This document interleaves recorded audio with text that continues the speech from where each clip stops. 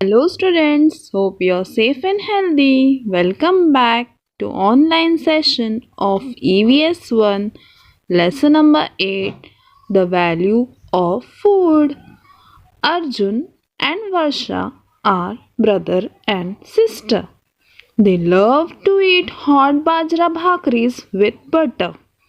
Mother makes a number of other dishes for them to eat with bhakris. They like those too.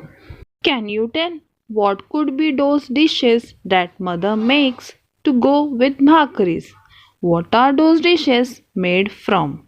The dishes such as cabbage bhaji, brinjal bharit, garlic chutney can be eaten with bhakri. Cabbage bhaji is made from cabbage. Brinjal bharit is made from brinjals. Garlic chutney is made of garlic. In Varsha and Arjun's home, they use a lot of other foodstuffs too. From where are they obtained? Wheat, rice, jawar, pulses, sugarcane, karvanda, jamun, boar, honey, saltwater fish and salt. Freshwater fish, singadas also known as water chestnuts, makhanas also known as lotus seed, fruits and vegetables, meat and eggs. Often when serving Varsha and Arjun a meal, mother says, take only as much as you want. Food shouldn't get wasted. One day, Arjun asked her, Mother, why do you tell this to us every day? Mother answered, why should we waste any good thing? Besides, we must give a thought to how we get the food we eat. Let me tell you the story of a bhakri. The story of a bhakri. You know, Dada, my father is a farmer, and you know that schools have summer vacations. When I was small, we often went to my father's fields riding on his tractor. That would be the time for raiding the fields. Father would attach different implements to the tractor to carry out various farming tasks. First, he would plow the fields and then crush the lumps of soil. Finally, he would level the field to make it ready for sowing. The pre-monsoon showers would make the hot soil humid. That was the time father would sow bajra.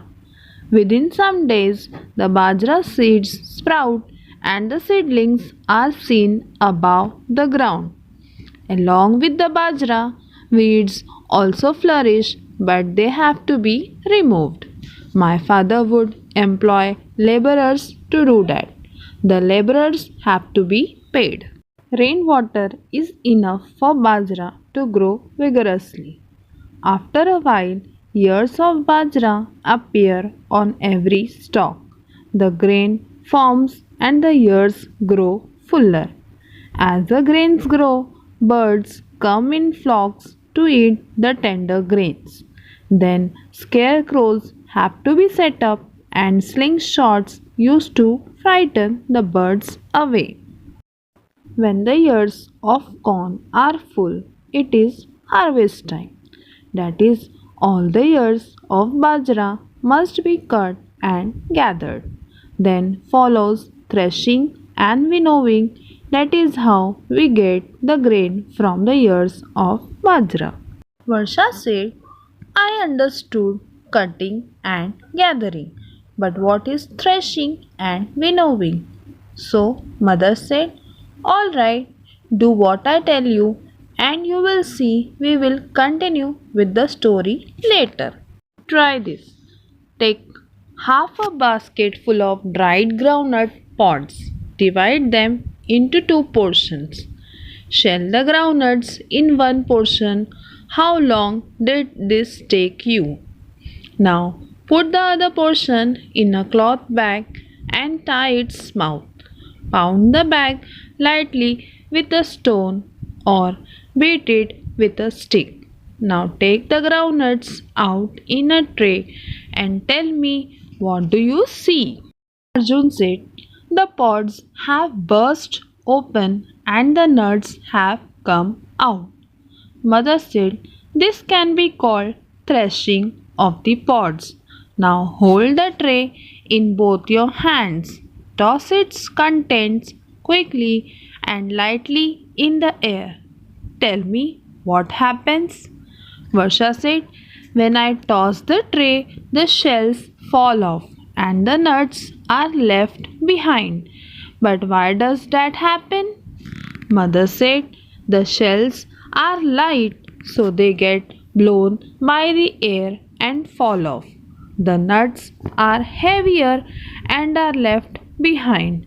While winnowing too, the draught of air is used to separate the grain from the chaff. Now let's go on with the story. Dada uses a machine for threshing and winnowing. In the machine, threshing and winnowing are done at the same time. The harvested ears are put into the machine. The grain gets separated and falls into a bag tied to the machine. The chaff and the other rubbish gets blown off. When there were no machines, bullocks were made to help with the threshing. For winnowing, a person stands a little higher up and slowly allows the threshed grain to fall to the ground. The chaff is carried away by the drought and the grain falls down in a heap. The machine makes the work easier, but labor and expense have to be put in any case. Do you know? If a machine is not available, bullocks do the threshing. A round space is cleared in the field and the threshing floor is prepared. A post is erected at its center and a bullock is tied to it. The bullock walks in circles around the post. The harvested ears are spread in the round space so that they get trampled upon by the bullock.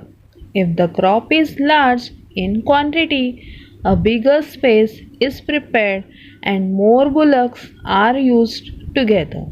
Threshing may go on for several days. For the bullocks too, this is heavy work. The grain obtained after winnowing is filled in sacks. Proper care is taken to make sure that it will not be attacked by insects or other pests such as mice and rats. After putting aside some grain for the family, the remaining sacks are sent to the marketplace. When the traders there buy the grain, the farmer gets money for the crop that he has grown. Arjun said, but the bhakri is not ready yet. Mother said, no, of course not. And the story is not finished either. Listen. The grain that the traders buy is sold all over the country. It is transported by means of trucks or goods trains. It is the turn of porters and truck drivers to put in the labor. Transport costs a lot too. The sacks of grain reach the provision stores. People buy the grain from them. They sort out any stones or rubbish to clean the grain. They get it milled into flour. Then, while cooking, the flour is kneaded into lumps. The lumps are then flattened into a bhakri and roasted. We spend on fuel too. Thus, at the end of all this, the bhakri appears in Varsha's and Arjun's plate. Now, would it be right to waste food that we get through the efforts of so many people? Do you know Singadas and makhanas are some special foods that are not very common. They are obtained from freshwater plants. Much work has to be done to collect, clean, dry, store, and transport them. Other foodstuffs we get fish from water. Fishermen work hard to catch them. There are people who gather and sell fruits like amla, jamun, karvanda, boar, which grow in forest. Some people have vegetable farms, while some people have orchards for growing fruit crops. Some people keep poultry, some rare animals for milk and meat. All these people put in a lot of hard work in their own occupations. We get a variety of foodstuffs as a result of their efforts. The efforts and labor of many other people are also required for storing, transporting, and marketing them as well as preparing the various dishes we eat. All these processes are expensive. Therefore, it is necessary for all of us to take care that food is not wasted. What we have learned: the foodstuffs we use come from many different places such as fields, lakes, the sea, and forest. Starting from preparing the fields till storing the grain in warehouses, many different kinds of tasks are carried out for growing crops. Harvesting, threshing, and winnowing are some of these tasks. After that, the crop is transported, sold, and prepared for eating. Only then do we get food on our plates. As with growing grain, much hard work goes into producing other foodstuffs too. We must all take care to ensure that food is not wasted. Always remember, we get a variety of foodstuffs through the efforts of many different people. Let us always be grateful to them.